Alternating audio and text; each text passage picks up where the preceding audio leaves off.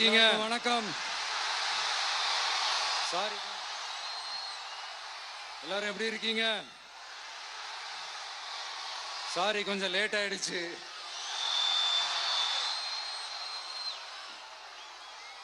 திருச்சியில காலையில பேசினப்போ அங்க ஒரு மைக் ப்ராப்ளம் இருந்தது. அதனால அங்க பேசினதுல ஒரு சில விஷயங்களை இங்க நான் திரும்ப ரிப்பீட் பண்றேன்.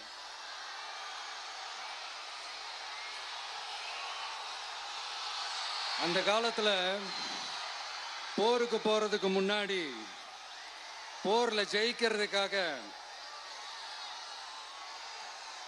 குலதெய்வம் கோயிலுக்கு போய் சாமியை கும்பிட்டு தான் போருக்கு போவாங்களாம்.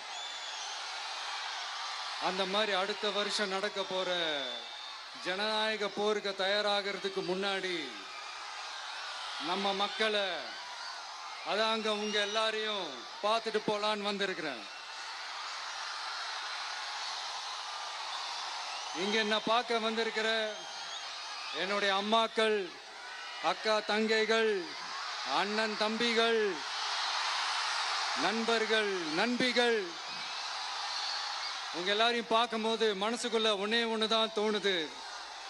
உங்களோட இந்த அன்புக்காக எவ்வளவு பெரிய உயரத்தையும், எவ்வளவு பெரிய வருமானத்தையும், எவ்வளவு பெரிய வசதியையும் தூக்கி எறிஞ்சிட்டு வரலாங்க.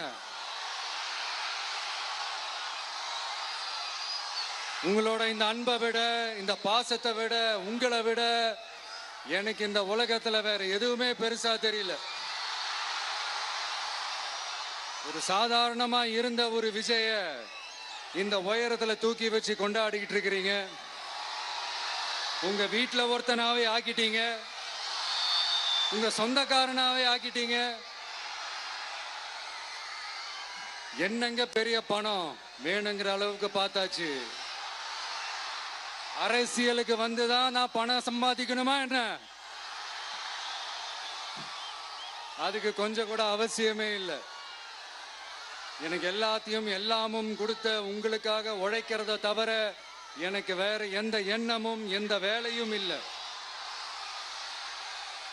விஜய், விஜய் அண்ணா, விஜய் தம்பி, விஜய் தம்பி, நம்ம விஜய், நம்ம விஜய்ன்னு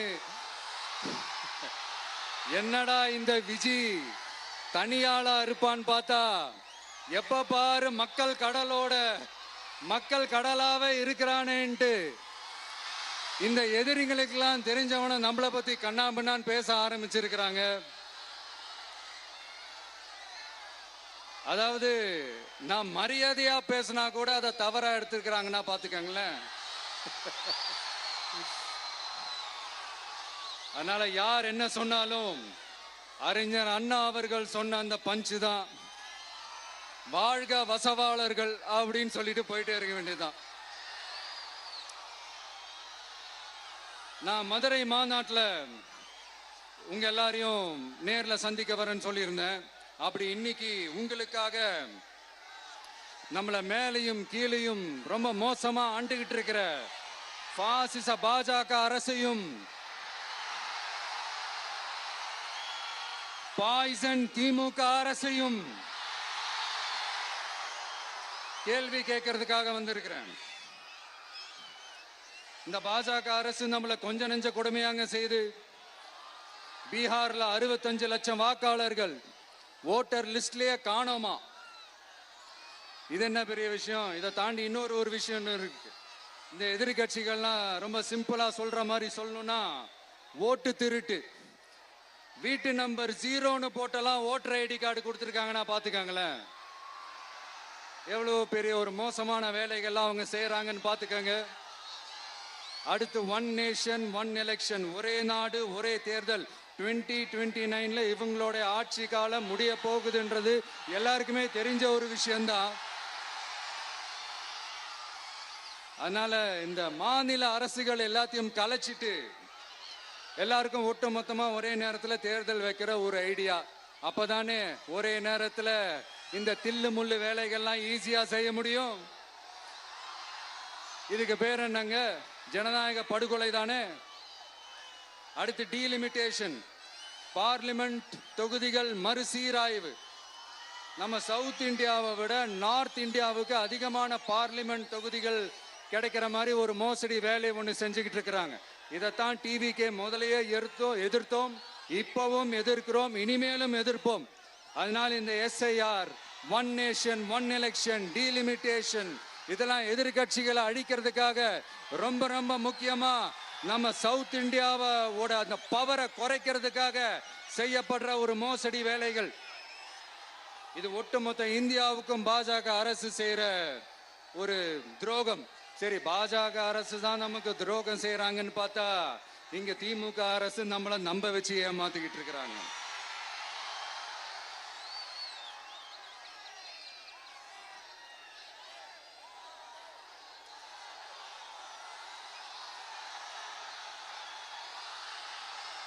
கிட்டத்தட்ட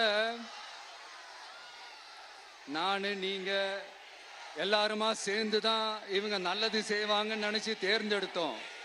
ஆனா நீங்க பாத்தீங்கன்னா, தேங்க்யூ,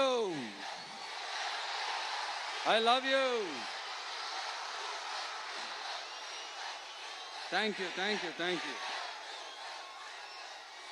நீங்க பாத்தீங்கன்னா ஒரு 505 தேர்தல் வாக்குறுதிகளை நமக்கு தமிழ்நாட்டு மக்களுக்கு கொடுத்தாங்க. அதுல எத்தனை வாக்குறுதிகளை இந்த திமுக கவர்மெண்ட் நிறைவேற்றிருக்கு? முக்காவாசி வாக்குறுதிகளை கூட நிறைவேற்றாம எல்லாத்தையும் நிறைவேற்றிட்டோம் இப்படி கொஞ்சம் கூட மனசாட்சியே இல்லாம இப்படி கதை விடுறீங்களே மைடியர். வேணாம் வேணாம் வேணாம் வேணாம். உங்களுக்கு தான் ஆசையா பாசமா கூப்பிட்டா பிடிக்க மாட்டேங்குது. இப்படி கதை விடுறீங்களே மைடியர் சிஎம் சார்.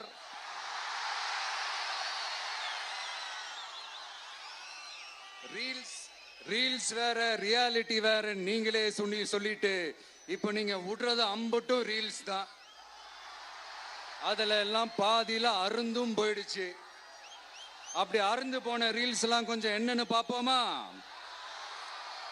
கேஸ் சிலிண்டருக்கு மானியமா 100 ரூபாய் தரேன்னு சொன்னீங்களே, தந்தீங்களா?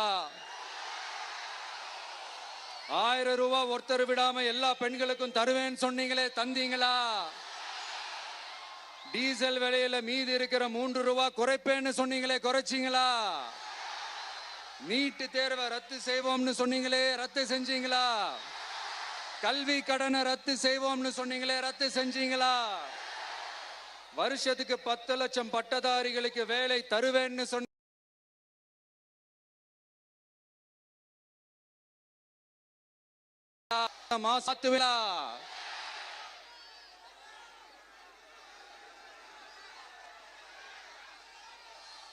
மீனவர்களை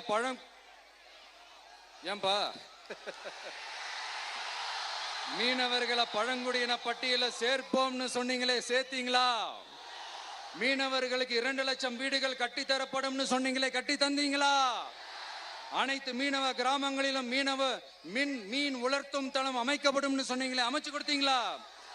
நெசவாளர்களுக்கு கூட்டுறவு சங்கத்துல கொடுக்கிற கடனுக்கு வட்டி 12% இருந்து 8% குறைக்கப்படும் சொன்னீங்களே, குறைச்சிங்களா? ஆட்டோ ஓட்டுறவங்களுக்கு சொந்த ஆட்டோ வாங்க 10,000 மானியம் வழங்குவோம்னு சொன்னீங்களே, வழங்குனீங்களா?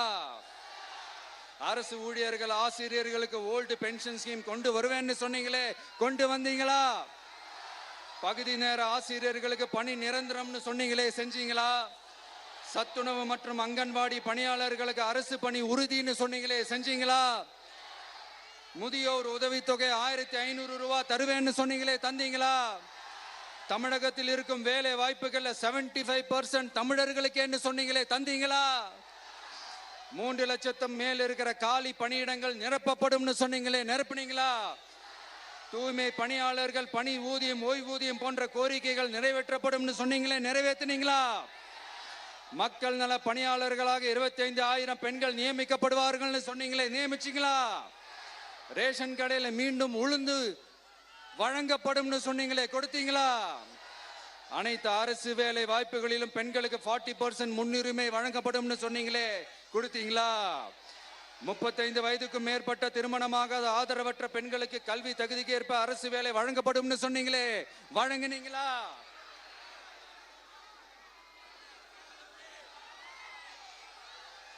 வகுப்பு வாரியத்தின் கோரிக்கைகள் பரிசீலிக்கப்பட்டு மேற்கொள்ளப்படும் சொன்னீங்களே, செஞ்சீங்களா? அரசு வீட்டு வசதி மற்றும் குடிசை மாற்று வாரிய வீடுகளில் மாற்றுத்திறனாளிக்கு ஒதுக்கீடு செய்யப்படும் சொன்னீங்களே, செஞ்சீங்களா? இலங்கை தமிழர்களை காப்பாற்ற ஒரே தீர்வு பொது வாக்கெடுப்பு தான், அதை நடத்த வலியுறுத்துவோம்னு சொன்னீங்களே, செஞ்சீங்களா? இப்படியே நம்ம கேள்வி கேட்டுக்கிட்டே இருக்க வேண்டியதுதான். இவங்க கிட்ட இருந்து எந்த பதிலும் வரப்போறது இல்ல. ஏன்னா இருந்தாதானே. அதனால நான் உங்களை கேட்கிறேன், செய்வோம் செய்வோம் செய்வோம் செய்வோம்னு சொன்னாங்களே, செஞ்சாங்களா? சத்தமா சத்தமா? மை டியர், வேணாம் வேணாம் வேணாம். அப்படி கூப்பிட்டா, ஆசையா பாசமா கூப்பிட்டா அவங்களுக்கு பிடிக்க மாட்டேங்குது. அதனால கேக்குதா மை டியர் சிஎம் சார்?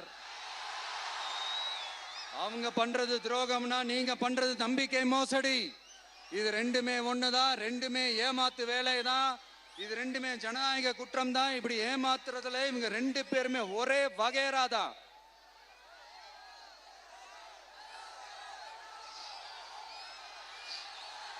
முந்தானியத்து வரைக்கும் ஒன்றிய பிரதமர், இப்ப இந்திய பிரதமர். இப்படி மாத்தி மாத்தி பிளேட்டை மாத்தி மாத்தி பேசுறதுல நம்ம சிஎம் சார் ரொம்ப பிரில்லியன்ட். இப்ப புரியுதா மக்களே? மறைமுக உறவுக்காரர்கள்னு நாம ஏன் சொல்றோம்னு? சரி, இப்ப நம்ம அரியலூர் மாவட்டத்துக்கு வருவோம்.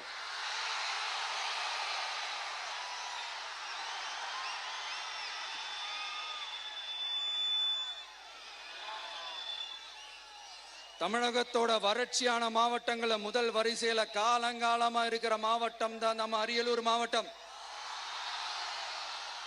சிமெண்ட் உற்பத்தியும் முந்திரி உற்பத்தியும் நடக்குது, பட்டாசு தொழிலும் கொஞ்சம் நடக்குது. ஆனா இங்க இருக்கிற இந்த தொழிலையாவது மேம்படுத்தலாம்னு இந்த கவர்மெண்ட் ஏதாவது யோசிக்குதான்னு கேட்டா ஜீரோ தான். சிமெண்ட் ஆலைகளால ஏற்படுற மாசுபாட்டுல இருந்து மக்களை பாதுகாக்க என்ன நடவடிக்கை எடுக்கப்பட்டிருக்குன்னு தெரியல. யுனெஸ்கோவோட உலக மரபு சின்னமாக அறிவிக்கப்பட்ட கங்கை கொண்ட சோழபுரம் கோயிலை முறையாக பராமரிக்கணும். ஜெயங்கொண்டத்தில் ராஜேந்திர சோழனுக்கு மணிமண்டபம் அமைக்கலையே ஏன்?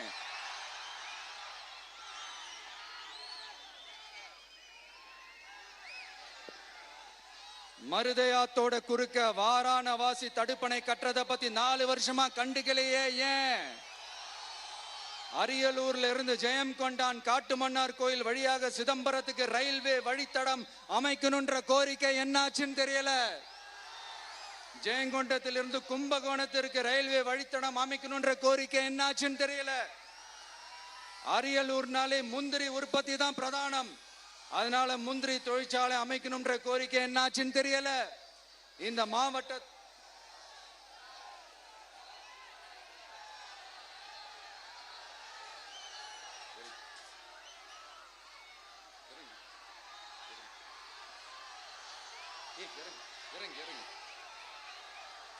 தம்பி இறங்கு, தம்பி இறங்கு, ப்ளீஸ் ப்ளீஸ் ப்ளீஸ் இறங்கு, இறங்குப்பா ப்ளீஸ். அண்ணா அது சாஞ்சி போயிடுச்சுண்ணா, இறங்க சொல்லிருங்கண்ணா. விஜயண்ணா சாஞ்சி போச்சுண்ணா, அது இறங்க சொல்லிருங்கண்ணா.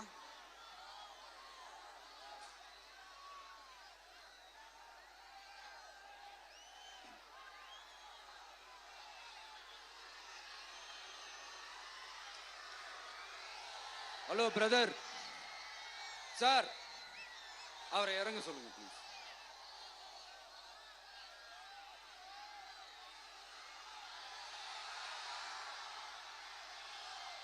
இந்த மாவட்டத்தை சேர்ந்தவர் போக்குவரத்து அமைச்சராக இருந்தும் போதுமான பேருந்து வசதி இல்லையே ஏன்?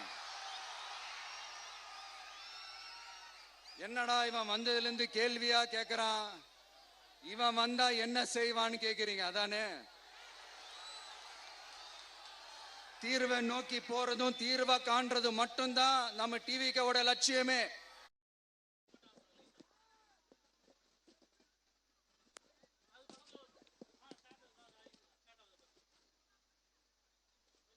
உண்மையான மக்களாட்சி, மனசாட்சி உள்ள மக்களாட்சி. கான்பிடண்டா இருங்க, நல்லதே நடக்கும், வெற்றி நிச்சயம். மீண்டும் சந்திக்கும் வரை நன்றி, வணக்கம்.